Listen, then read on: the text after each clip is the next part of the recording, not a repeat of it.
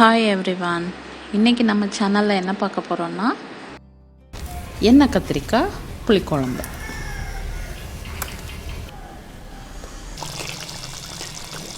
இதுக்கு தேவையான இன்க்ரீடியன்ட்ஸ் வீடியோவில் ஷேர் பண்ணியிருக்கேன். பிடிஎஃபாக வேணும்னா டிஸ்கிரிப்ஷனில் இருக்க லிங்க்கை கிளிக் பண்ணி டவுன்லோட் பண்ணிக்கோங்க.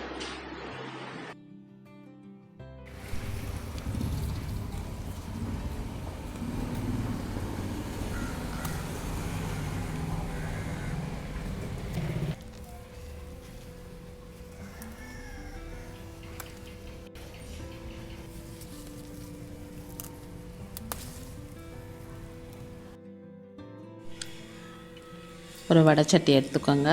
ஹீட் ஆனோடனே எண்ணெய் ஊற்றிக்கோங்க.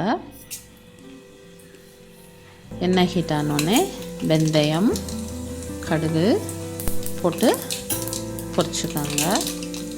அப்புறமா நான் 3 பெரிய கத்திரிக்காய், இது எங்கள் தோட்டத்தில் காய்ச்ச காய், பெருசாக இருந்ததுனால நான் கட் பண்ணிட்டேன்.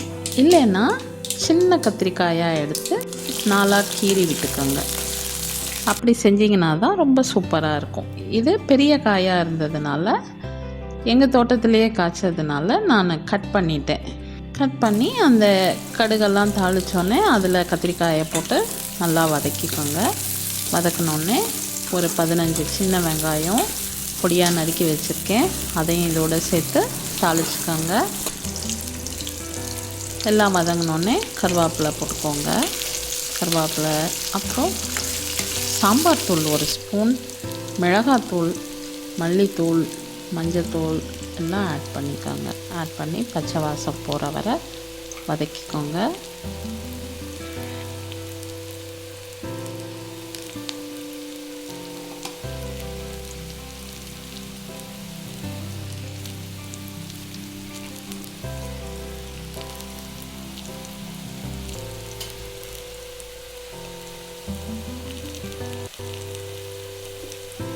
சோஷியல் மீடியாவில் ஆக்டிவாக இருந்தீங்கன்னா ஃபேஸ்புக்லேயும் இன்ஸ்டாகிராம்லேயும் என்ன ஃபாலோ பண்ணுங்கள். அதுக்கான லிங்க்கை டிஸ்கிரிப்ஷனில் கொடுத்துருக்கேன், மறக்காமல் பாருங்கள்.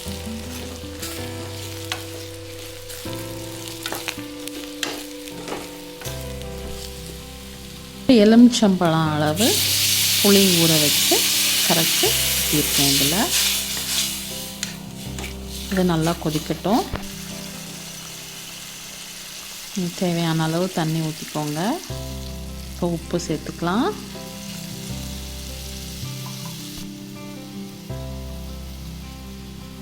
கொஞ்சம் நேரம் வேகட்டும், மூடி வச்சிடலாம். ஒரு 5 நிமிஷம் கழித்து திறந்து பாருங்கள். குழம்பு தனியாக, எண்ணெய் தனியாக பிரிஞ்சு வந்திருக்கு. காய் நல்லா வெந்துருச்சு. தேங்காய் போட வேண்டாம் அப்படின்னா இந்த ஸ்டேஜ்லேயே நீங்கள் ஆஃப் பண்ணிக்கலாம். ஆனால் நான் இன்றைக்கி தேங்காய் போட்டு பண்ணியிருக்கேன். தேங்காயும் பூண்டும், 1/4 மூடி தேங்காய், 3 பூண்டு பல் போட்டு அரைச்சி அதனுடைய பால் எடுத்து வச்சுருக்கேன். அந்த பாலை தான் இப்போ ஆட் பண்ணிட்டேன். ஏற்கனவே வெந்துட்டதுனால இது லைட்டாக கொதி வந்தால் போதும். வெல்லம் 1 துண்டு ஆட் பண்ணிக்கலாம். இது மிக்சட் டேஸ்ட்டில் இருக்கும். காரம், புளிப்பு, இனிப்பு, உப்பு, சாப்பிட ரொம்ப சுவையாக இருக்கும். இதே மாதிரி செஞ்சு பாருங்கள். ரொம்ப ஈஸியான ரெசிபி இது. நமக்கு குழம்பு ரெடி ஆயிடுச்சு. ஆஃப் பண்ணிக்கலாம். இன்னும் என்னோடய ரெசிபிஸ் பார்க்கணுன்னா ரைட் சைடில் உள்ள ஐ பட்டனை கிளிக் பண்ணி பாருங்கள். இந்த ரெசிபி உங்களுக்கு பிடிச்சிருந்ததுன்னா லைக் பண்ணுங்கள், ஷேர் பண்ணுங்கள், கமெண்ட் பண்ணுங்கள், மறக்காமல் சப்ஸ்கிரைப் பண்ணுங்கள்.